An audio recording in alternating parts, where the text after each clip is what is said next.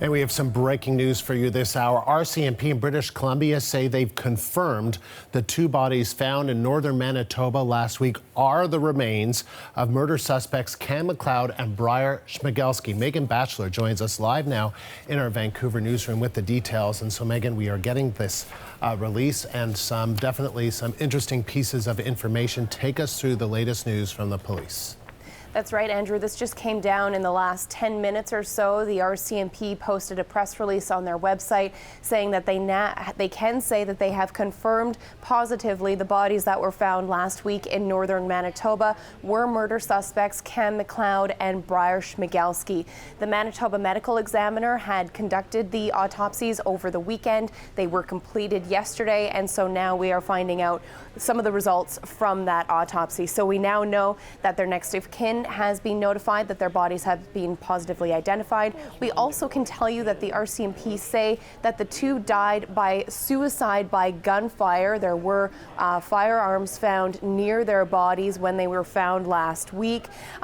They don't know, though, and this was a pretty big question mark, just when this happened. They don't have an exact time or date of when they died by suicide, but we do know that the last time that they were confirmed seen alive by the RCMP was back on July 22nd. So that's nearly over 2 weeks since they were last confirmed seen and when their bodies were found. The RCMP say that they don't have that exact time or date of when they died, but they say that there is evidence to suggest that they survived a couple of days in northern Manitoba before their suicides. Otherwise, we do know that the search now has been completed of the site where the bodies were found. We know that the RCMP were combing through that area in the days following the discovery of the bodies, hoping to find more evidence to piece this story together, because there are still a number of question marks in terms of how Leonard Dick died. We also don't know what evidence there is that links Cam McLeod and Bryer Schmegelsky to the deaths of Lucas Fowler and China Deese. So any of the evidence that had been gathered from the scene in northern Manitoba is now being brought over to BC, because it's the BC RCMP that are heading up the homicide investigation, and so they are hoping to get a few more of those blanks filled in with this evidence. Yeah, and Megan, I know you're reading along with me because it's just coming out, but it's also important to note that the police are confirming that there were two firearms that were located with the two deceased males, and forensic analysis is underway in order to definitively confirm that these weapons are connected with the northern BC homicide investigations. So that's right. So these weapons that presumably that these two suspects, now confirming that they are Cam McLeod and Bryer Schmegelsky, that they died by gunfire, that there were two firearms with the bodies, and now that they've determined that, presumably those firearms will be moved to British Columbia to the RCMP. Investigators who will look at those firearms will look at the three homicide victims in British Columbia and try to determine that key outstanding question. Are they linked?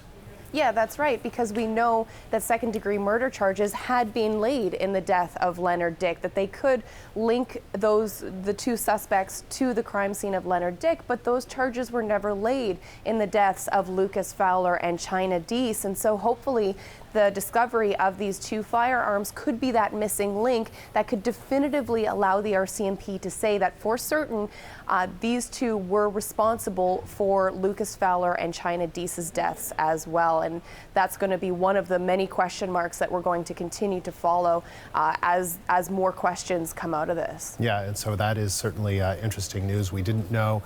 It was last week that the bodies were found, that RCMP in Manitoba said that they were confident that in fact these were the bodies of Cam McLeod and Bryer Schmegelsky, and now the Manitoba medical examiner confirming what police in Manitoba believed to be true, and that in fact these are the bodies, and again that the two died by suicide. And also interesting to note that these two firearms are there. So let's, Megan, maybe just sort of take us back in terms of where we were in all of this and what we're learning today and how that could advance the investigation moving forward. Yeah, that's right, because we know that these two bodies were found, but up until today, we did not have the official confirmation that it was, in fact, Cam McLeod and Bryer Schmegelsky. And even with that, we have heard the BC RCMP have said their investigation into the homicides is far from over. They are still combing through any of the evidence that was found in northern Manitoba, still processing evidence found from the crime scenes in BC. And so this is just the next step in those investigations. And I'm thinking that this is still far from over at this point. But with this information, the RCMP can now say that manhunt officially done. These two are officially dead, but they still need to definitively link them to those two homicides before they can really close the book on those investigations. So now, like we said about 15 minutes ago, RCMP confirming that it was the bodies of Cam McLeod, Bryer Schmegelsky that were found last week in northern Manitoba. That has been positively identified, and now we're learning today, Andrew, that they died by suicide and by gunfire, and that two weapons were found near their bodies last week. And also interesting, as you pointed out, I'm just going to read part of this statement from the Manitoba Medical Examiner. You mentioned it, Megan, but while both individuals were deceased for a number of days before they were found, the exact time and date of their deaths are not known. However, there are strong indications that they had been alive for a few days since last seen in July and during the extensive search efforts in the Gillam area. And that was the big question. Where were these suspects? Were they dead? Were they alive? And had they moved on from the Gillam area? Yeah, that's right, because there was some questions. They were last seen July 22nd. That was the last confirmed sighting of them. In the days that went into this manhunt, the RCMP did say, you know, there might have been some inadvertent help that allowed these two to get beyond where the RCMP were searching. So now we know that they were ultimately found about 8 kilometers away from where the burnt out RAV4 was discovered.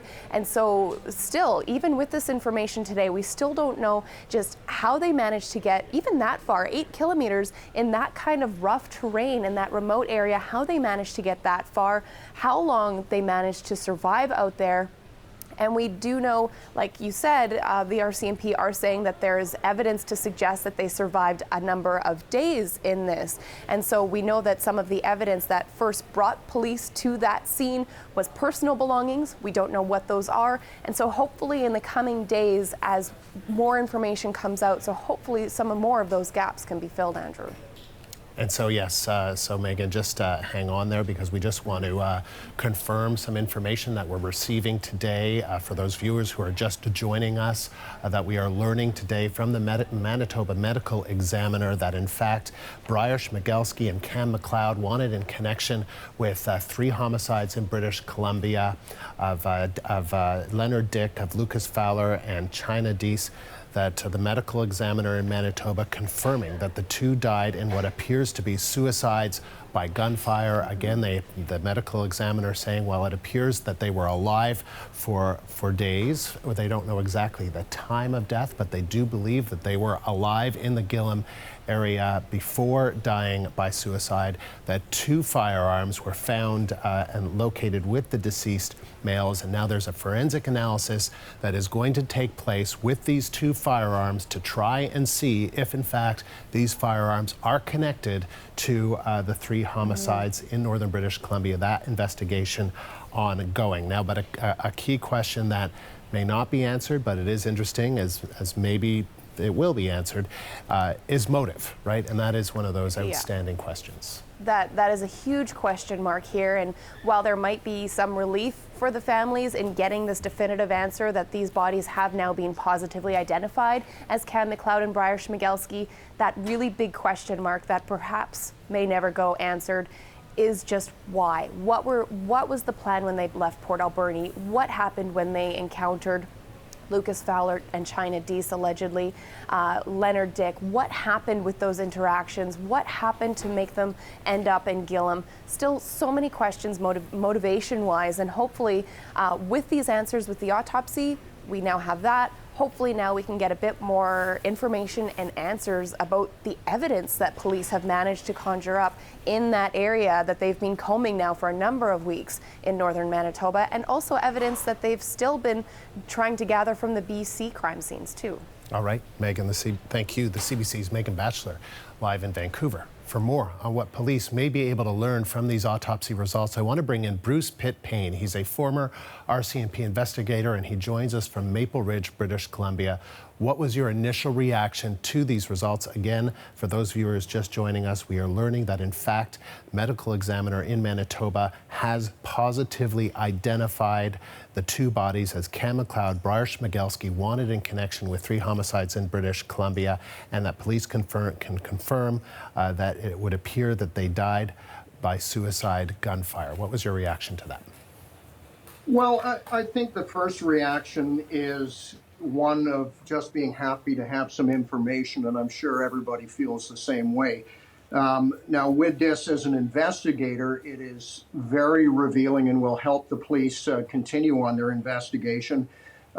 Just the identity of these two fellows is very important, because now the police can show Crown that they may withdraw the charge that was already laid and any other one that might have been laid. They have to be able to do it. It's more than just, I guess, on a whim where they can say just withdraw. They now have that evidence. Secondly, information that was found on the scene of their death obviously will be very important to the investigation. I believe the coroner even said that it could be used by the police. For instance, the firearms and the type of firearms and the round size, etc., can now be used comparatively to the actual murder scenes back in British Columbia. So very valuable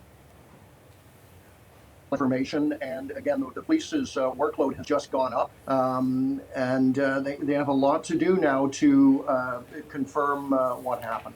And so what does it say to you that they say that they don't know exactly when they died, but they say there are strong indications that they had been alive for a few days since last seen in July and during the extensive search efforts in the Gillam, Manitoba area? What does that tell you? Yeah, not shocking in that there are a lot of myths about the time of death. On TV, you will see that a pathologist or a coroner will just pull out of a hat some time frame, and it's far from that. It is not an easy calculation. Even a person's body weight can affect the rate of, for instance, decay or decomposition and all of those different changes that happen after death. So it tells me that that is normal. It is a very professional result, obviously. But it also shows that they must have been working with the police and had a good read on the scene on other evidence to at least pinpoint that how long they may have been alive, at least. And tell us more about where this investigation goes next. Are those two firearms absolutely key in terms of seeing whether there is a connection between those two firearms and the deaths, the homicides in British Columbia? Yes, they're absolutely of great value. What the police can now do is send those firearms to the laboratory. They can make sure that they compare that to any firearm-related evidence on the 3 murder scenes. Again, we know that the firearms were used for the double homicide. I don't believe there's been mention of firearms specifically in the Mr. Dick's death. But they can look now and they can actually start corroborating things and becoming better, I guess, get more value than just saying it is consistent with. It could be far more specific now. And let me ask you, this is another part of the statement saying that the assessment will review all the investigative findings to date, whether it is statements, evidentiary timelines, physical or digital evidence, and the BC RCMP have also engaged our behavioral analysis unit. What is that, and what does that mean? Well, speaking first to the fact that the coroner's office is going to look at all of the information, as will the police. It shows that they are working together on this. They're parallel investigations, but they share a lot of the information, particularly in a case where you have two dead suspects who technically don't have as many privacy issues on some parts of the investigation. As far as the use of the behavioral sciences unit, that is normal, and in fact, a very healthy thing to do is that there are some very skilled and knowledgeable people in that unit that can help them with possible motives, and they can look at some of the evidence and come up with some very often scientifically based reasons for what happened. And again, since we don't have statements off the accused, that might be our best bet. So I'm glad to see they're incorporating these professionals. Tell me more about that, because, you know, that is the key question, is motive. And there was concern by many, including family members, that we may not know motive. But now that we know, we know that it is them, it is the Bryer, Schmegelsky, and Cam McLeod. That's been positively identified. And we do know how they died. Will that give us perhaps some insight into motive? Not necessarily. Not necessarily. And this is where I would never want to guess. I don't know what they do have in this investigation and don't. All I know is from my experience, they would be very thorough. They want to know the motive as much as anybody. And I can guarantee that they will not leave any stones unturned. Having said that, you know, it is what it is. And sometimes you're left without knowing that. As unfortunate as that would be. I think just everybody would like that, if for no other reason, for the families. All right, Bruce, always good to get your insight. Thank you very much. That was former RCMP investigator Bruce Pippane joining us from Maple Ridge, British Columbia. Breaking news that we're following right now. The RCMP confirms the remains found in Manitoba are those of two murder suspects. Autopsy results show Cam McLeod and Bryer Schmegelsky died in what appears to be suicides by gunfire. Police can also confirm that two firearms were also located with McLeod and Schmegelsky.